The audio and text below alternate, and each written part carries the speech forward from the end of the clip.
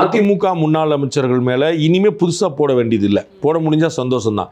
ஏற்கனவே இருக்கிற வழக்குகளை விரைவுபடுத்தலாம்ல. நீங்கள் இப்போ நீங்கள் ரெய்டு போச்சுன்னு பார்த்தீங்கல்ல, ரெய்டு போச்சுன்னா வழக்கு இருக்குல்ல. இப்போ ஏவா வேலு வழக்கு, அதனால ரெய்டு ரைட்.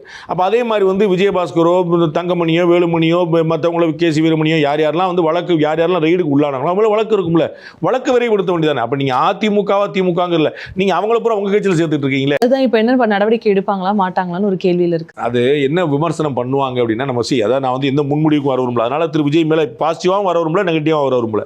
என்ன விமர்சனம் இவங்கெல்லாம் செய்வாங்க அப்படின்னா, பிஜேபி தான் வாஷிங் மிஷின் கட்சி, கங்கை மாதிரி. அதுக்குள்ளே ஒரு முங்கி எந்திரிச்சிங்கன்னா புனிதமாயிருவீங்க. அது உங்களுக்கு அழுக்கு துணியாக இருப்பீங்க, அதில் துவைச்சா அது பயங்கரமாக க்ளீன் பண்ணி வந்துடும் சொல்லுவாங்க. ஆனால் தாவேக்கா அந்த மாதிரி மாறுதான் நம்ம பார்க்கணும்.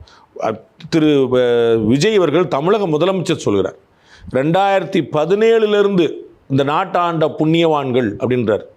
2 பேர் தான் 2017 ஆண்டு இருக்கிறாங்க. 2017 முன்னாடி நிறைய பேர் இருக்காங்க. அப்போ 2017 ஆண்டவர்னா ஒன்று ஓபிஎஸ் 2017 பிப்ரவரி மார்ச் வரைக்கும் இருந்தார். அதுக்கப்புறம் இபிஎஸ், அதுக்கப்புறம் ஸ்டாலின், 3 பேர் தான் இருக்கிறாங்க. அப்போ யாரை சொல்கிறார்? அப்போ திரு இபிஎஸ் உடைய அமைச்சரவையில் இருந்தவர் தான் செங்கோட்டையன், அந்த கட்சிக்கு ஆதரவாக இருந்தவர் தான் ஜேசிடி பிரபாகர். இன்றைக்கி அந்த கட்சியில் இருக்கக்கூடிய அத்தனை பேருமே அங்கேருந்து வந்தாங்க. ஏன் சிடிஆர் நிர்மல்குமார் அந்த கட்சியில் இருந்தவர் தானே.